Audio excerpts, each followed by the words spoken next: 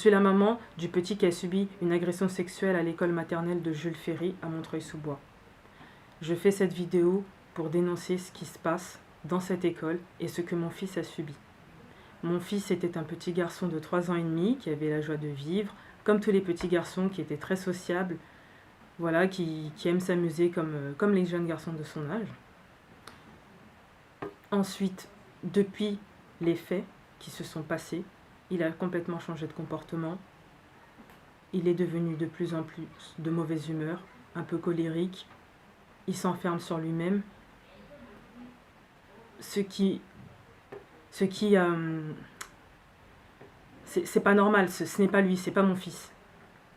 Chaque jour, au moment où je le cherchais de l'école ou que son père le ramenait de l'école, on le récupérait après le centre de loisirs. Comme à ses habitudes, il allait à la selle. Et au moment où j'ai pu remarquer que justement il y a eu ce changement, il hurlait aux toilettes. Donc est-ce que c'est normal qu'un enfant il crie au moment d'aller faire ses besoins? Moi, c'est ce qui m'a alerté directement. Donc je suis allée le voir pour voir ce qui se passe. Et donc au départ, je lui ai demandé pourquoi il hurlait. Donc en fait, quand il avait mal, d'accord, mais moi, à aucun moment, je n'ai pensé à autre chose que il avait peut-être du mal à faire caca, voilà, comme ça arrive que les petits soient constipés, sauf que mon fils il a une très bonne digestion, il n'a jamais été constipé, il n'a pas de diarrhée, et j'ai vu que ses selles étaient normales, donc, mais moi sur le coup, j'ai pas pensé à autre chose, on ne pense pas à ce genre de choses, donc je lui ai dit que ça allait passer. Le lendemain, pareil, donc au bout d'un moment ça m'a alerté, et quand j'ai regardé, j'ai décidé d'aller regarder justement l'état de ses fesses. Et quand j'ai vu ça, c'est bon, j'ai paniqué, j'ai compris directement qu'il s'était passé quelque chose. Donc à partir de là, moi et son père, on est tout simplement partis justement à l'hôpital pour qu'il se fasse examiner, pour qu'on puisse comprendre qu'est-ce qui s'est passé, comment ça se fait qu'il était ouvert à l'extérieur. Ouvert à l'extérieur, sachant que quand on a des selles, si on est blessé, c'est plutôt à l'intérieur. Donc là, il était blessé à l'extérieur. Nous, ce qu'on nous a, voilà, on nous a dit tout simplement qu'on devait, rentrer chez nous, que ça allait passer, que tout simplement qu'il devait être constipé. Sauf que je leur ai dit que non, mon fils n'était pas constipé, c'est quand même mon enfant. Il vit avec moi, il est chez moi, je sais ce qui se passe quand même. Donc, moi, quand j'ai vu ça et quand j'ai vu qu'il a aussi saigné un peu au moment de ses selles, j'ai tout simplement regardé aussi ses sous-vêtements. Et sur ses sous-vêtements, j'ai trouvé des traces qui, justement, remet en question. Des traces blanchâtres. À l'arrière, un enfant de 4 ans n'a pas de traces blanchâtres. Donc j'ai conservé ces sous-vêtements-là. Actuellement, ils sont en cours d'analyse auprès de la médecine médico-légale. Nous n'avons toujours pas de réponse suite à cela. On a également prélevé, il a fait des tests de prélèvement sanguin, donc on n'a aucune réponse de ces examens-là. Donc je ne sais pas ce qui a pu se raconter sur internet, où il y a eu certains avis, ou je ne sais pas ce que les gens se partagent en ce moment. Je ne suis pas sur les réseaux, je ne regarde pas ce qui tourne, mais je sais que nous n'avons aucune réponse, nous sommes toujours dans l'attente de ces examens, de ces expertises, et on espère qu'on trouvera le coupable par rapport à cela. Et je souhaite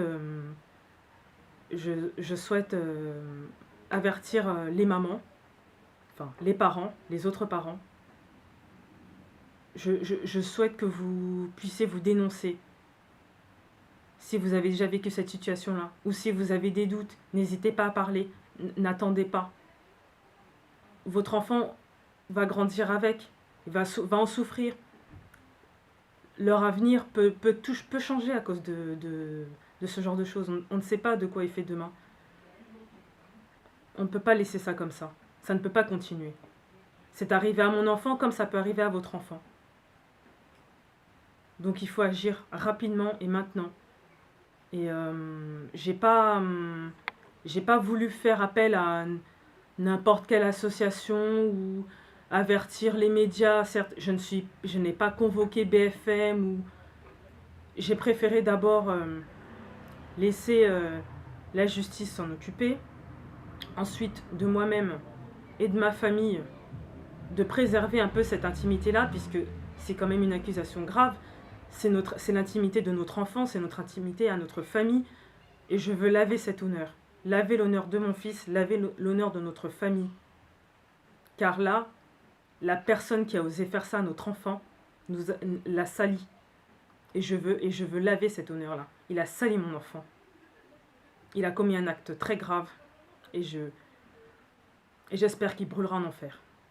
Je veux que justice soit faite.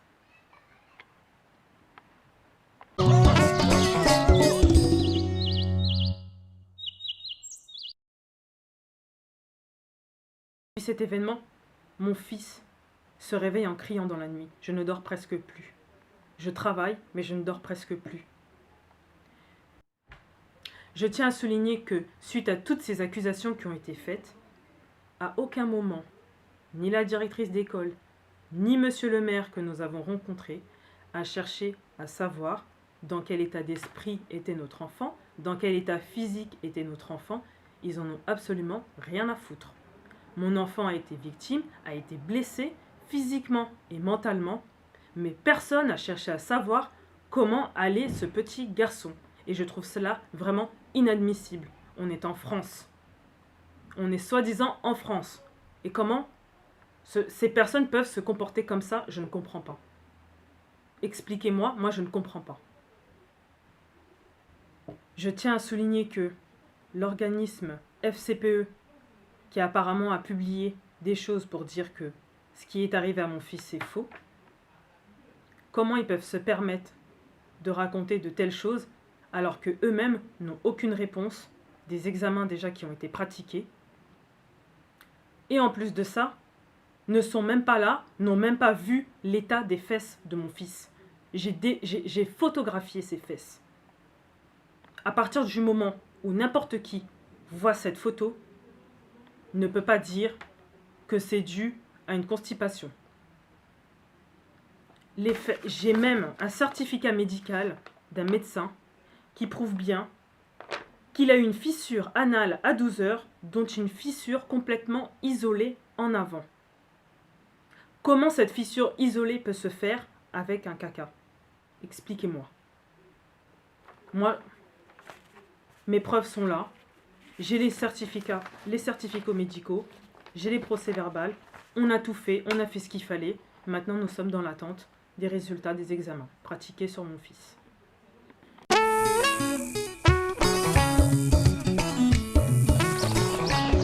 Je souhaite lancer un appel aux parents qui ont peur ou qui ont honte, qui se cachent, qui ne savent pas quoi faire.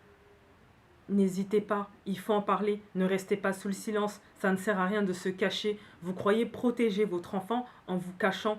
Justement non, vous ne le protégez pas, vous ne l'aidez pas, il faut parler. Vous ne pouvez pas vivre avec ça comme ça sous votre conscience. Au bout d'un moment, quelque chose va éclater, c'est pas possible, vous ne pouvez pas rester comme ça. Il faut agir, il faut parler. Donc n'hésitez pas à en parler, s'il vous plaît. Dénoncez les faits. Et c'est que comme ça qu'on y arrivera, et c'est que comme ça que les choses vont s'arrêter. En ne parlant pas, vous laissez les pédophiles courir. Voilà. Si vous n'agissez pas, c'est-à-dire que vous êtes complice. Vous laissez les pédophiles faire ce genre de choses. Vous êtes d'accord avec ce qu'ils font.